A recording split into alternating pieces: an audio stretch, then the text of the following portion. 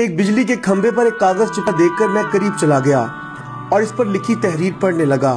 لکھا تھا، براہ کرم ضرور پڑھیں، اس راستے پر کل میرا 50 روپے کا نوٹ کھو گیا ہے، مجھے ٹھیک سے دکھائی نہیں دیتا، جسے بھی ملے براہ کرم پہنچا دے، نوازش ہوگی۔ ایڈریس۔ یہ پڑھنے کے بعد مجھے بہت حیرت ہوئی کہ 50 کا نوٹ کسی کے لیے اتنا ضروری ہے، تو اس پتے پر جانے کا ارادہ کیا اور گلی میں اس مکان کے دروازے پر آواز لگائی۔ ایک ضعیفہ لاٹھی ٹیکتی ہوئی باہر آئی۔ پوچھنے پر معلوم ہوا بڑی بھی اکیلے رہتی ہے اور کم دکھائی دیتا ہے۔ میں نے کہا، ماں جی آپ کا 50 کا نوٹ مجھے ملا ہے، اسے دینے آیا ہوں۔ یہ سن کر بڑھیا رونے لگی۔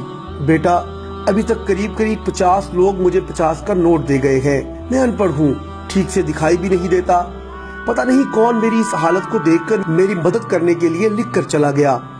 بہت اصرار کرنے پر مائی نے پیسے تو رکھ لیے، لیکن ایک درخواست کی کہ بیٹا وہ میں نے نہیں لکھا، کسی نے میری مدد کی خاطر لکھ دیا ہے، جاتے ہوئے اسے پھاڑ کر پھینک دینا بیٹا۔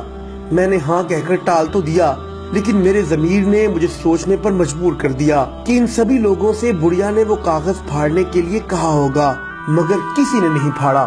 زندگی میں ہم کتنے صحیح ہیں کتنے غلط، یہ صرف دو ہی جانتے ہیں، ایک اللہ تعالیٰ، دوسرا ہمارا ضمیر۔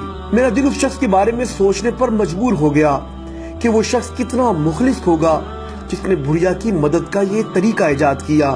ضرورت مندوں کی امداد کے کئی طریقے ہیں، میں نے اس شخص کو دل سے دعائیں دیں، صرف مدد کرنے کی نیت ہونی چاہیے، راستہ اور رہنمائی اللہ سبحانہ و تعالیٰ کی طرف سے ہو جاتی ہے۔